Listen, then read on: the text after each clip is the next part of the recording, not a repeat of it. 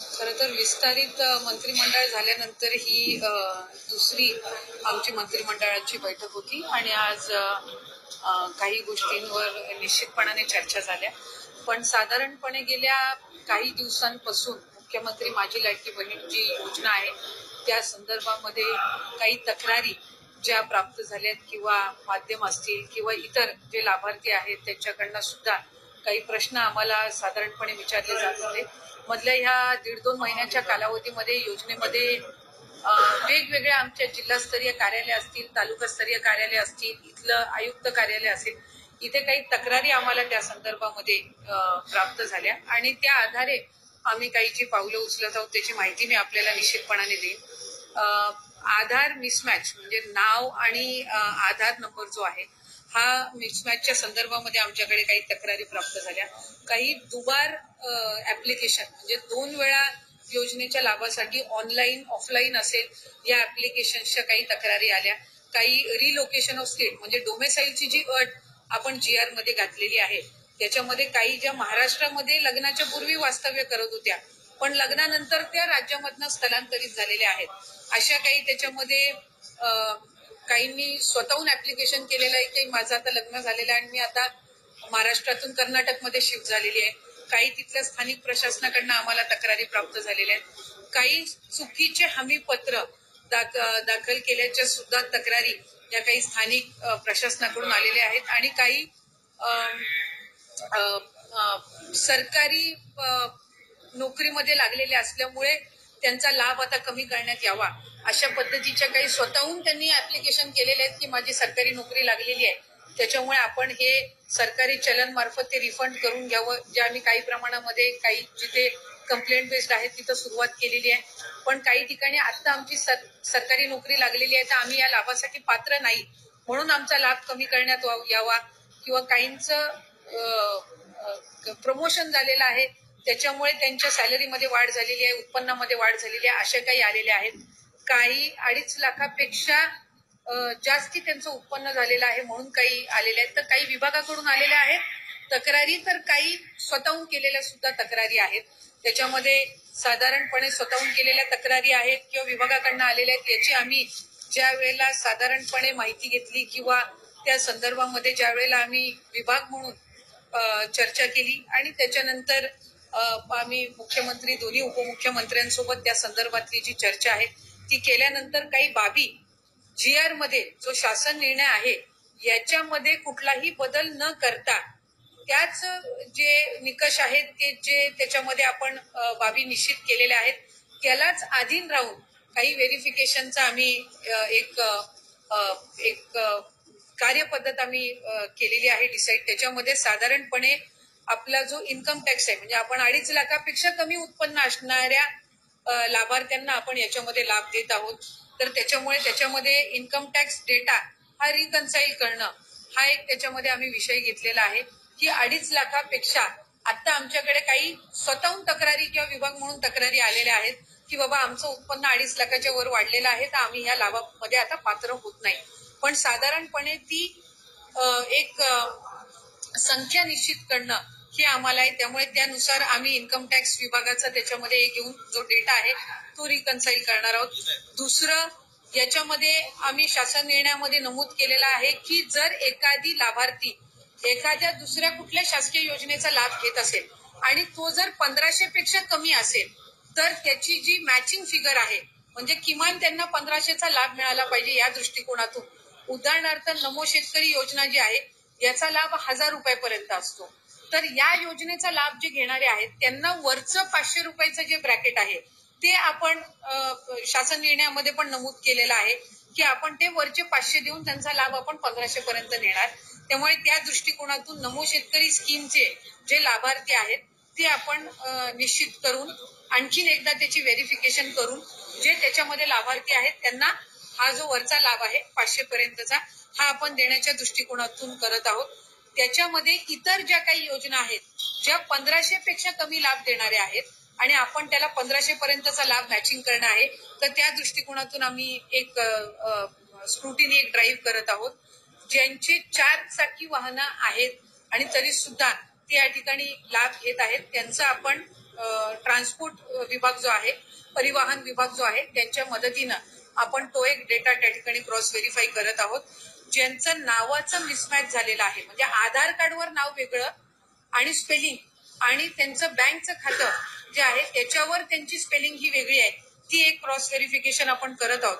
आणि आम्ही केंद्र सरकारकडे किंवा आपल्या सेंट्रल गव्हर्नमेंटकडून आधारचं एक अप्रुव्हल आपल्याला लागतं KYC साठी, तर ती एक आम्ही त्यांची परवानगी आल्यानंतर ती एक आम्ही सुरुवात करत आहोत. त्यामुळे या 5 बाबींवर आपण साधारणपणे जे आम्हाला कंप्लेंट आलेले आहेत, मग काही कंप्लेंट पालघरमधून आलेले आहेत, काही यवतमाळमधून आलेले आहेत, काही फलटण साताऱ्यामधून आलेले आहेत, काही वर्ध्यामधून आलेले आहेत. तर या ज्या साधारणपणे कंप्लेंट झालेल्या आहेत त्याच्या आधारे आपण या 5 बाबींवर चौकशी किंवा एक क्रॉस व्हेरिफिकेशन आपण सुरू करत आहोत. याच्यामध्ये कुठेही आपण जो शासन निर्णय मूळ काढला होता याच्या कुठलेही निकष किंवा त्याच्यामध्ये कुठलेही बदल आपण करत नाही आहोत.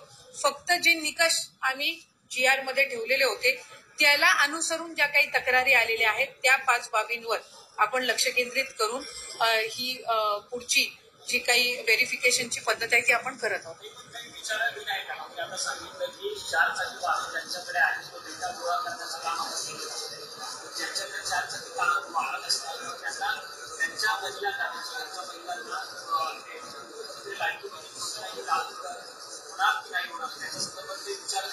साधारणपणे मी म्हटल्याप्रमाणे मूळ GR ला आम्ही कुठेही हे करत नाही आहोत. त्या मूळ GR मध्ये असं आहे की ज्याचं दुचाकी वाहन आहे त्या पद्धतीनं त्यांना लाभ मिळेल. त्याच्यामुळे ज्या नियमानुसार तुमच्या GR नुसार जे लाभार्थी या क्रॉस व्हेरिफिकेशन मध्ये असणार आहेत त्या पद्धतीनं ते कंटिन्युएशन असणार.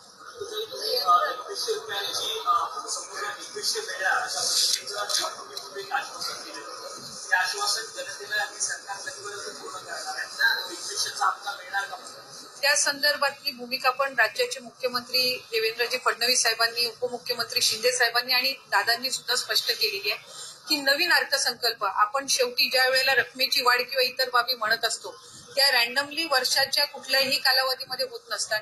आम्ही ही योजना ज्या वेळेला जाहीर केली त्यावेळेला सुद्धा ती बजेटमध्ये ती योजना आपण आणलेली होती आणि तिथून ती सुरू झालेली होती.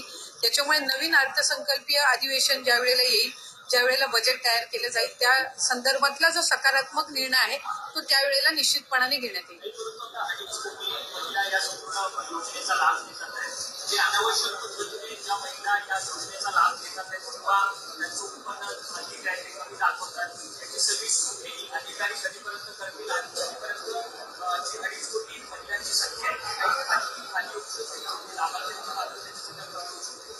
आता जे आपण काही आमच्याकडे ज्या तक्रारी आल्या त्या काही स्वतःहून केलेल्या आहेत, काही आम्हाला स्थानिक प्रशासनाकडनं त्यांच्या याच्यामध्ये ज्या आढळल्या त्याच्यामधून आलेल्या आहेत. पण या कम्पॅरेटिव्हली एक साचा आम्हाला देतोय की कुठल्या 5 गोष्टींकडे आपल्याला लक्ष केंद्रित करायचंय आणि त्यानुसार आपण ही व्हेरिफिकेशन किंवा या ज्या काही इन्कम टॅक्स विभागासोबतच्या ज्या काही उत्पन्नाचा मॅच करण्याचे असतील किंवा 4 व्हीलरच्या ट्रान्सपोर्ट विभागासोबत असतील त्यानुसार ही आपण पावलं उचलत आहोत. याच्यामध्ये ज्या पात्र निश्चितपणाने ठरतील त्यांना ही योजना लागू राहणारच आहे, त्याबाबत काही नाही. जिथं दुबार ऍप्लिकेशन झालंय, डबल ऍप्लिकेशन आहे किंवा जिथे आता त्यांचं स्थलांतर झालेलं असेल दुसऱ्या राज्यामध्ये, स्वाभाविकरित्या ते आपल्या शासन निर्णयामध्ये त्या पद्धतीच्या ज्या बाबी आहेत त्या स्पष्ट केलेल्या आहेत. आम्ही फक्त GR अधिक काटेकोर पद्धतीने हे करत असताना कंप्लेंट बेस जात आहोत. कारण सुरुवातीला सुद्धा मुख्यमंत्री असतील आम्ही या गोष्टीला त्या ठिकाणी ज्या वेळेला विचारणा करण्यात आलेली आहे एक बाब आम्ही स्पष्ट केलेली आहे की कुठलीही जे पाऊल आहे या योजनेबाबत ते कंप्लेंट बेस्ड असेल, कुठलीही स्क्रुटिनी असेल ही कंप्लेंट बेस्ड असेल. आज जे आम्हाला कंप्लेंट्स आलेल्या आहेत त्या आधारे आपण ही पुढची जी प्रक्रिया आहे किंवा कारवाई आहे ही आपण करत आहोत.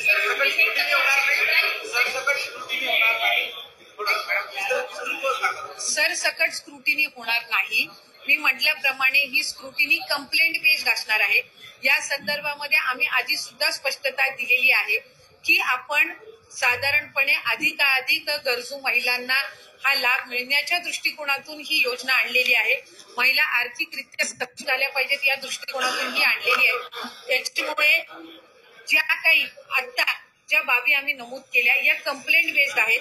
या संदर्भातल्या कंप्लेंट्स या आम्हाला वेगवेगळ्या जिल्ह्यामधून प्राप्त झालेल्या आहेत. माझ्याकडे आता सुद्धा पालघरमधून आलेली असेल, धुळ्यातून आलेली असेल, डबल ऍप्लिकेशनची वर्ध्यामधून आलेली असेल, काही स्थानिक आमच्या अधिकाऱ्यांकडनं त्यांच्या निदर्शनास आलेले आहेत, काही स्वतःहून केलेले आहेत. म्हणजे एक लाभार्थी जे आहे त्यांनी आम्हाला स्वतःहून ऍप्लिकेशन केलेलं आहे की माझं आता लग्न झालेलं आहे आणि मी महाराष्ट्रातून कर्नाटकमध्ये स्थलांतरित झालेले आहे, त्यामुळे मी आपल्या या योजनेसाठी पात्र होणार नाही.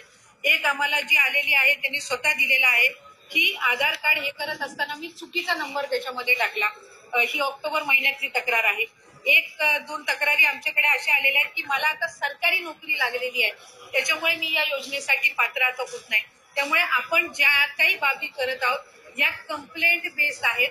कुठेही सरसकट स्क्रुटिनी ही आपण करणार नाही आहोत, हे मला आपल्या माध्यमातून सर्व माता भगिनींना निश्चितपणाने सांगायचं. ते आम्ही साधारणपणे आज मी आणताना या प्राथमिक स्वरूपात आणलेल्या आहेत, पण याच्यापैकी डबल ऍप्लिकेशनच्या, स्थलांतरित झालेल्याच्या, उत्पन्नाच्या याच्यामध्ये वाढ झालेल्याच्या साधारणपणे 80-90% तक्रारी त्या पद्धतीच्या आहेत, म्हणजे ज्या आलेल्या आहेत त्यापैकी.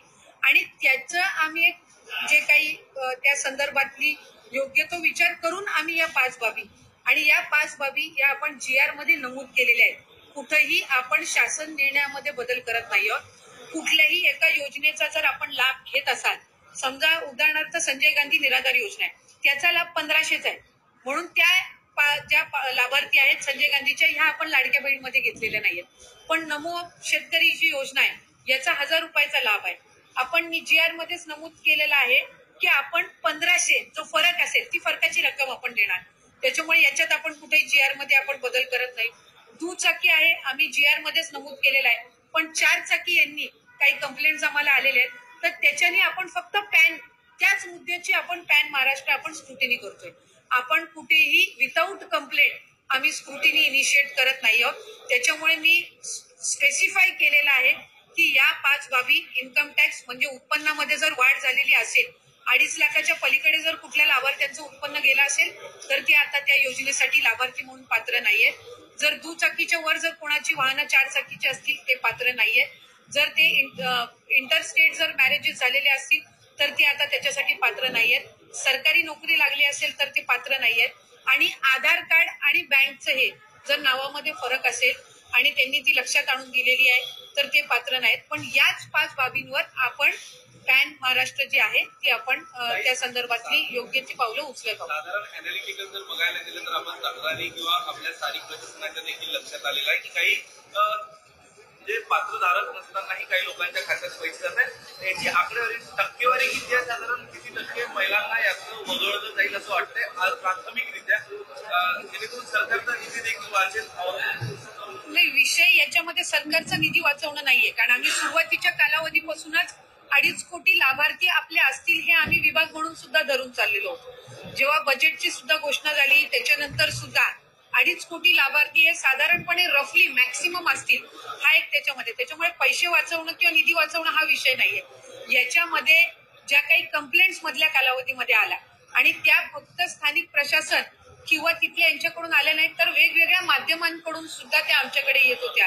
कारण बरेचसे माध्यम सुद्धा आम्हाला हे करायची की अशा काही स्थानिक पातळीवर आम्ही मीडियामध्ये ज्या वेळेला आम्ही चर्चा करत असतो त्यावेळेला अशा पद्धतीची जी रियालिटी, तर त्यानुसार आपण जात आहोत. याच्यामध्ये कुठेही पैसे वाचवणं किंवा या सगळ्या बाबींचं हे नाहीये. आम्ही आतापर्यंत आम्हाला याच्या संदर्भातला एक रफ पर्सेंटेजची आयडिया आलेली नाहीये, कारण आता ज्या मी 5 बाबी नमूद केल्या याच्या संदर्भामध्ये पुढच्या 10 दिवसामध्ये आम्हाला प्राथमिक अंदाज येईल की याच्यामध्ये किती. कारण साधारणपणे तुम्ही बघितलं तर उदाहरण मी देत्या, लग्नाचा सीझन आता आटपलेला आहे, याच्यामध्ये इंटर मॅरेजेस किती झाले याचा डेटा आज आमच्याकडे असणं हे प्रॅक्टिकली शक्य नाहीये. तो पुढच्या 10 दिवसामध्ये साधारणपणे आमच्याकडे येऊ शकतो. तुमचे सरकारी नोकरी लागलेले लाभार्थी किती आहेत ही आम्हाला एक स्क्रुटिनी आज आम्ही ही इनिशिएट करतोय, त्याच्यामुळे पुढच्या एक 10-15 दिवसामध्ये आम्हाला रफली किती पर्सेंटेज असेल हे याच्यातून आमच्या समोर येईल. मुख्यमंत्री माझी लाडकी बहन ये जो योजना है, इस योजना में हमें कुछ पिछले 1-1.5 महीने से जो कुछ कंप्लेंट्स है वो प्राप्त हुई है और वो जो कंप्लेंट्स है उस बेस पे हमने हमारा GR में जो कुछ रूल्स एंड रेगुलेशंस जो उसमें इंक्लूड किए हैं उसी मुताबिक जो है हम कुछ वेरिफिकेशन क्रॉस वेरिफिकेशन आगे के कुछ दिनों में करने वाले हैं. उसमें आईटी डिपार्टमेंट के साथ इनकम का क्रॉस वेरिफिकेशन हो, जो 4 व्हीलर व्हीकल्स हो उनका ट्रांसपोर्ट डिपार्टमेंट के साथ क्रॉस वेरिफिकेशन हो, आधार और नेमिंग का क्रॉस वेरिफिकेशन है, और ये सब जो चीजें हैं वो हम करने वाले हैं। यहाँ पे जो पात्र हमारे लाभार्थी है उनमें उनको इस बात से कोई भी चिंता रखने की जरूरत नहीं है। हमें ज्यादा से ज्यादा लाभार्थियों को लाभ देना ही है, लेकिन कुछ जो कंप्लेंट्स हमारे पास आए हैं उसी के मुताबिक हम कुछ यहाँ पे वेरिफिकेशंस करने वाले हैं, और जल्द से जल्द ये वेरिफिकेशंस है उस मुताबिक आगे की जो प्रोसीजर है वो की जाए। Thank you. कंप्लेंट्स कुछ है जो डबल एप्लीकेशंस के कंप्लेंट्स हैं, कुछ कंप्लेंट्स ऐसे हैं कि जो मैरिज के बाद, जो इंटर स्टेट मैरिज के बाद जो वहाँ पे जो रिलोकेट हुए हैं उनके कुछ कंप्लेंट्स हैं, कुछ इनकम सोर्स के कंप्लेंट्स हैं। ऐसे कुछ कंप्लेंट्स आए हैं, तो जो भी हम आगे क्रॉस वेरिफिकेशन करने वाले हैं वो उस कंप्लेंट्स के आधार ही रहने वाला है। लोगों के फॉर्म जो पात्र हुए थे लेकिन अब तक जो है एक भी नहीं, उनमें कुछ टेक्निकल भी है। हमने आज जो दिसंबर महीने का जो हमारा डीबीटी प्रोसीजर हुआ है उसमें तकरीबन 10 से 12 लाख जो आधार सीडिंग अकाउंट्स नहीं हुए थे उनको भी हमने इस बार लाभ दिया है, तो वो प्रोसीजर भी है, वो भी जारी है। Thank you.